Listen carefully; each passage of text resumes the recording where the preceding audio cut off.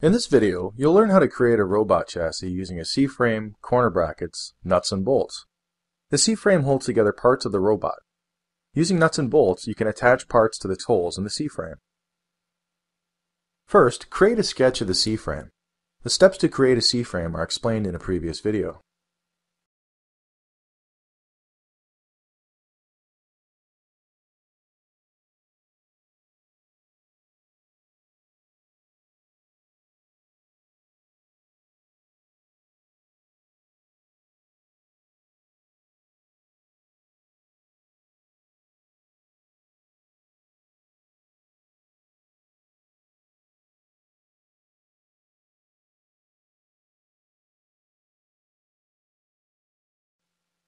Now, use the extrude function to convert the C-frame into a three-dimensional part.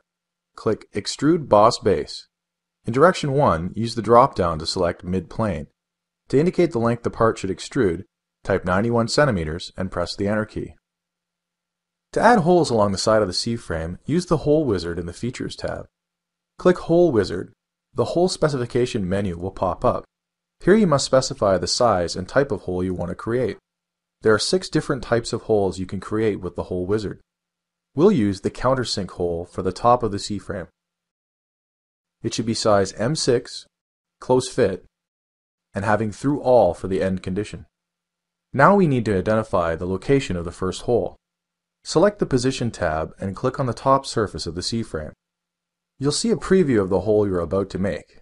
Click OK to create the hole. Similarly, you can create holes for the side face of the C-frame.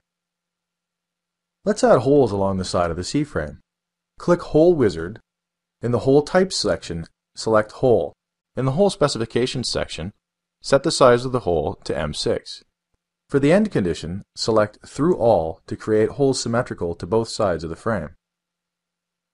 Now, identify the location of the first hole. Select the Position tab and click on a location along the edge of the C-frame near one of its ends.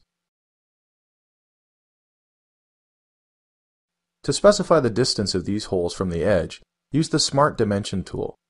Select the middle point of the hole and the edge you want to dimension with. Dimension your hole to suit your requirements.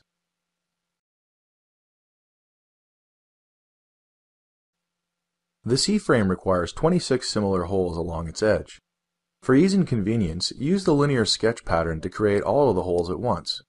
Click Linear Sketch Pattern in the Sketch tab. Then click the center of the first hole that you created in the C-frame. Set the value of the x-axis to 35 and the y-axis to 1.